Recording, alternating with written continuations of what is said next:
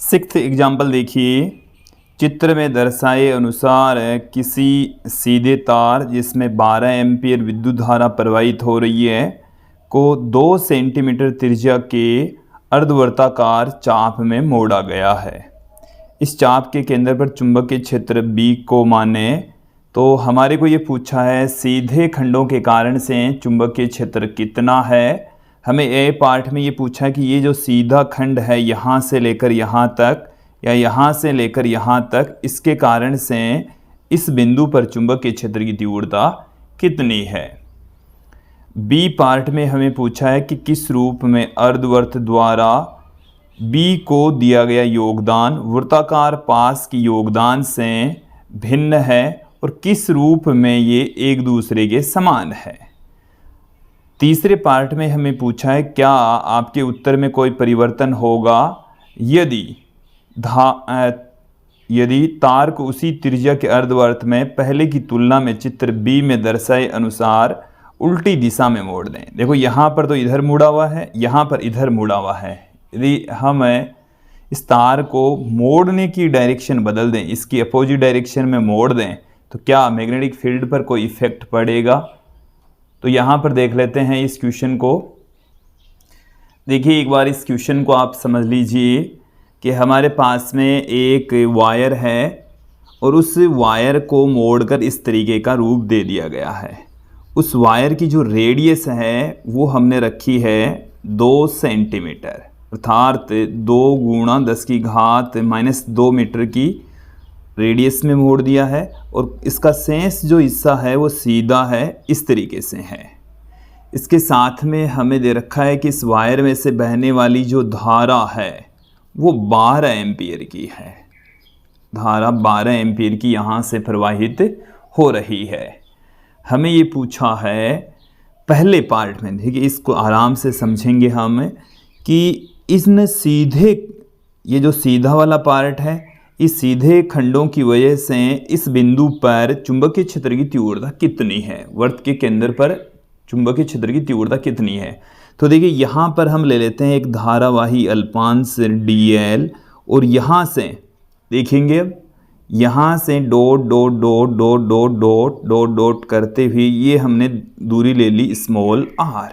तो इस dl धारावाही अल्पांश की डायरेक्शन इधर और धारावाही अल्पांश की डायरेक्शन इधर, r भी उसी दिशा में।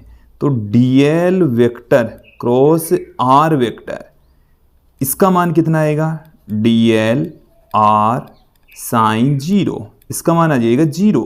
इसका मान कितना आ जाएगा, 0 आ जाएगा।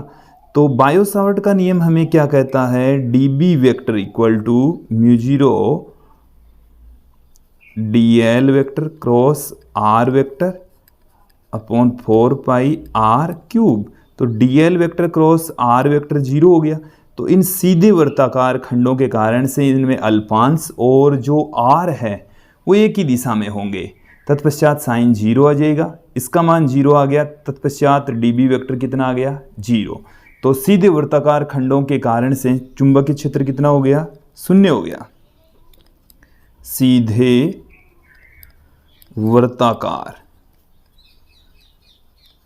खंडों के कारण, सीधे वर्ताकार खंडों के कारण चुंबकीय क्षेत्र, चुंबकीय क्षेत्र हमारे पास में आ चुका है 0। ये पहला पार्ट आ चुका है, क्लियर, समझ में भी आ जाना चाहिए। बी पार्ट देखिए। बी पार्ट में हमें कहा गया है कि किस रूप में अर्धवर्त द्वारा बी को दिया गया योगदान वृत्ताकार पास के योगदान से भिन्न है। देखिए हम आपको बता दें कि जैसे ये हमारे पास में कोई वृत्ताकार पथ है, इसकी रेडियस यदि कैपिटल R, इसमें से बहने वाली धारा I, तो देखिए इस बिंदु पर जो चुंबकीय क्षेत्र की तीव्रता है यहाँ पर बाहर की ओर होगी इस डायग्राम के अकॉर्डिंग। तो जो चुंबकीय क्षेत्र की तीव्रता होती है B इक्वल टू होती है μ0I अपॉन में 2R, μ0I अपॉन में 2R होती है। ये चुंबकीय क्षेत्र की तीव्रता पूरे वर्ताकार पास के कारण से। अर्ध पास की वजह से कितनी हो जाएगी, अर्धवर्त की वजह से इसकी आधी हो जाएगी, अर्धवर्त के कारण से। बी पार्ट का ही हम सॉल्यूशन देख रहे हैं। तो अर्धवर्त के कारण केंद्र पर चुंबकीय क्षेत्र, केंद्र पर चुंबकीय क्षेत्र की तीव्रता, अर्धवर्त की वजह से चुंबकीय क्षेत्र की तीव्रता कितनी हो जाएगी, वो चुंबकीय क्षेत्र की तीव्रता हमारे पास में होगी इसकी आधी। इसको मैं विडेश से पुट कर दूं तो जो संपूर्ण वर्त है पूरा पास है, उसकी वजह से जो चुंबकीय क्षेत्र प्राप्त हो रहा है उसकी आधी होगी। तो μ0I अपॉन में यहाँ पर 2 है, 2R है तो 4R हो जाएगा। ये चुंबकीय क्षेत्र की तीव्रता होगी। तो ये इससे और इसमें जो उत्पन्न चुंबकीय क्षेत्र की तीव्रता बी और बी डैश में क्या डिफरेंस है, आधी है, इसलिए इनमें अंतर है। अब देखिए इस चुंबकीय क्षेत्र की तीव्रता का मान कितना है। μ0 का जो मान है वो होता है 4 पाई इंटू 10⁻⁷। आई का मान हमारे पास में है 12 एम्पियर अपॉन 4। आर की जो वैल्यू है वो हमें दे रखी है 2 सेंटीमीटर, 2 × 10⁻²। 4 से 4 कैंसिल हो गया, 2 का इसमें भाग लगाएंगे तो ये 6 बार में चला जाएगा।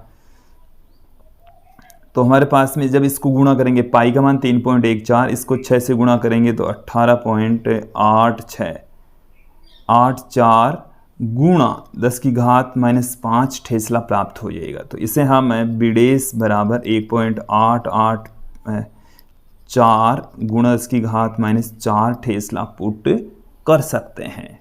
अब देखिए इस मैग्नेटिक फील्ड की डायरेक्शन, दिशा हम कैसे फाइंड आउट करेंगे, दाहिने हाथ के अंगूठे के नियम की सहायता से फाइंड आउट करने वाले हैं। तो यहाँ से बहने वाली जो धारा है, यहाँ से बहने वाली जो धारा है वो ऐसे, तो जो पेंच है, पेंच नियम से समझ लीजिए, पेंच को हम आगे बढ़ाएंगे तो ऐसे आगे बढ़ेगा, हम इसको इधर इस तरीके से नीचे की ओर घुमाएंगे तो इसमें जो मैग्नेटिक फील्ड होगा वो अंदर की ओर होगा। किधर होगा, कागज के तल के लंबवत अंदर की ओर, कागज के तल के लंबवत अंदर की ओर होगा, अंदर की ओर। जो मैग्नेटिक फील्ड है उसकी डायरेक्शन किधर होगी, कागज के तल के लंबवत अंदर की ओर। अब देखिए इसका तीसरा जो पार्ट है वो भी समझ लेते हैं, सी पार्ट। हमें तीसरे पार्ट में ये कहा गया है कि जो वृत्ताकार खंड है, अर्धवृत्ताकार खंड, पहले की विपरीत दिशा में यदि मोड़ दिया जाए तो चुंबकीय क्षेत्र, यहाँ पर जो चुंबकीय क्षेत्र क्रिएट हो रहा है उसको मैं बी डबल डैश से पुट कर दूं, जो कि बी डैश के बराबर ही होगा। मतलब चुंबकीय क्षेत्र उतना का उतना ही है, क्योंकि यहाँ पर भी ये अर्धवृत्त ही बन रहा है। मैग्नेटिक फील्ड इंटेंसिटी सेम रहेगी, बट अब की बार जो डायरेक्शन है वो बाहर की ओर होगी।